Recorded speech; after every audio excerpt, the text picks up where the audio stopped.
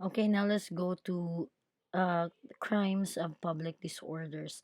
This covers Article 153 to 156. Now let's go to Article 153, tumults and other disturbances of public disorder. Now, when can you say then that an act is tumultuous? An act is tumultuous, or it is considered a tumult, when the disturbance or interruption shall be deemed as such if caused by more than three persons who are armed or provided with means of violence. So usually that's what we call riot, no, na mga katong explosive nga mga box, na ay mga dos por dos, na ay mga kutsilyo, and then three or more sila nga nagkagubot-gubot. That is what you call tumults. And when you say outcry, that is shouting subversive or provocative words tending to stir up the people to obtain by means of force or violence any of the objects of rebellion or sedition.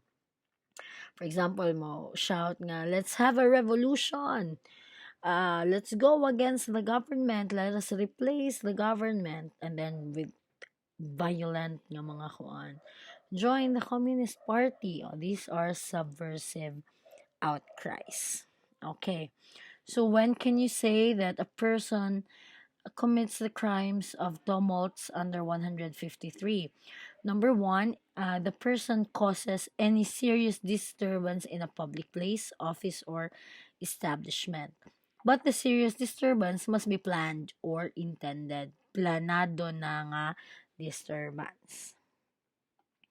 And then, if the act of disturbing or interrupting a meeting or religious ceremony is not committed by a public officer, or it is committed by private persons, dili nimo sila i-file under offending religious feelings of Article 133, but you either file it under 153, tumults.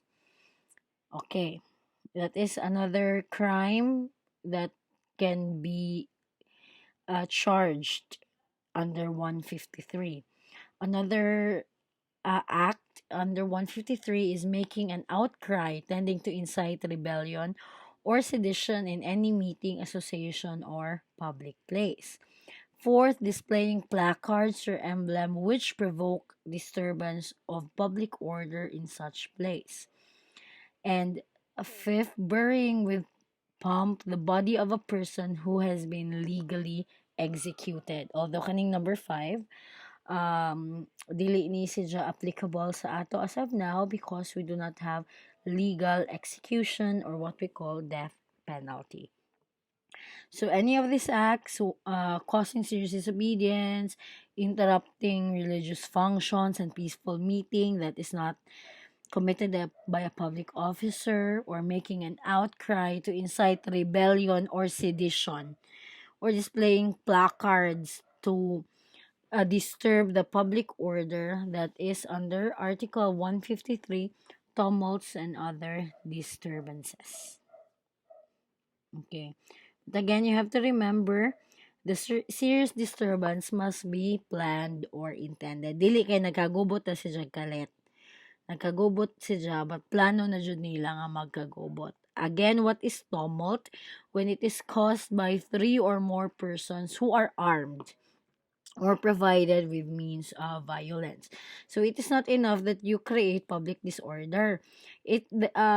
Article 153 must be committed by three or more persons, and they must be armed or provided with means of violence. Panang usahay, dili nga mga tanong mga nung allowed man ang rally because in rallies, they're only bringing placards. And then, ang placards po kay, for example, makibakara, it is not something that provokes public order, and they are not armed.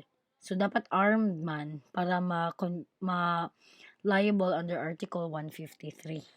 So, mga na ang tumults. And then we go to alarms and scandals. That is Article 155. What is alarms and scandals?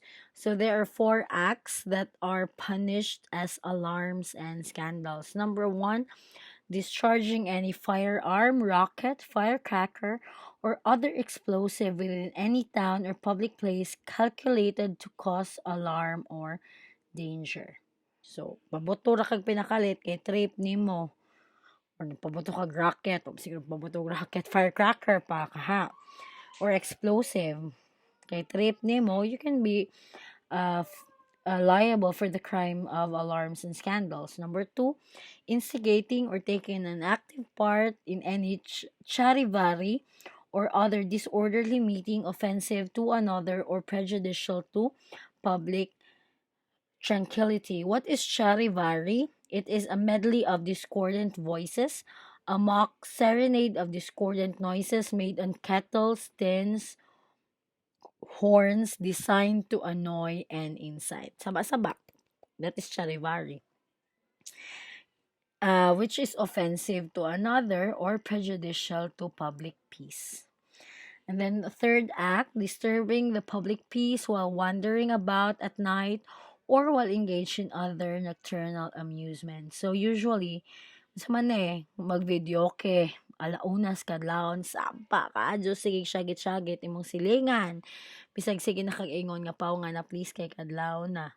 You can file a case of alarms and scandals under 155 because it disturbs public peace and nocturnal amusements. So, amusement, ang fiesta, mga karaoke, mga disco, something like that.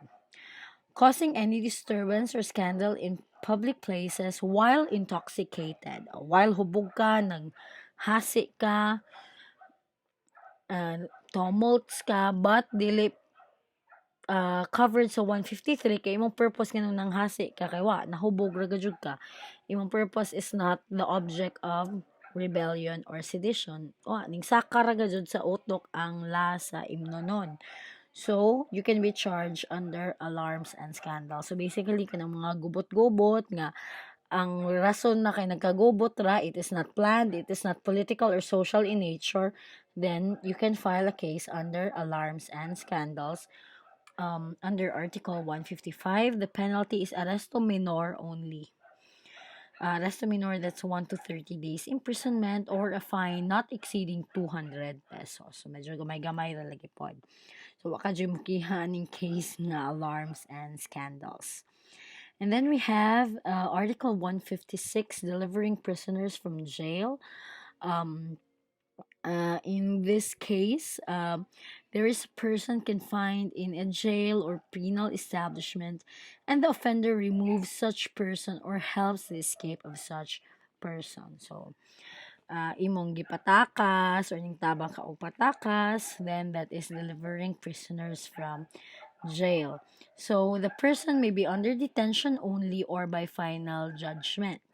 Or for example, gibutang sila sa hospital kay hospital arrest or gibutang sila og mental hospital because insane at imo silang gipagawas, then that is delivering prisoners from jail. Usually in Article 156, the offender is an outsider. And then it is not necessary that there is violence, intimidation, or bribery. However, delivering prisoners from jail may be qualified when the offender's act of employing bribery as a means of removing or delivering prisoners from jail, and not the offender's act of receiving or agreeing to receive a bribe as a consideration for committing the offense. So, mo-qualify pa jud ang imong delivering prisoners from jail if ning bribe ka, meaning ning bayad ka sa jail guard. 1 million pagawsa na si prisoner A. Ako'y bahala. That is a liability under Article 156, delivering prisoners from jail. So, basically, the crimes on public orders, these are quite short, although I've skipped specific articles because they are outdated. No, because medyo karaan na ni atong revised penal code. Okay, so again, those are the crimes of public orders covering Article 153 until 156. If you have questions, you can just chat in our group chat. And this is also part of our midterm coverage. Thank you and good evening.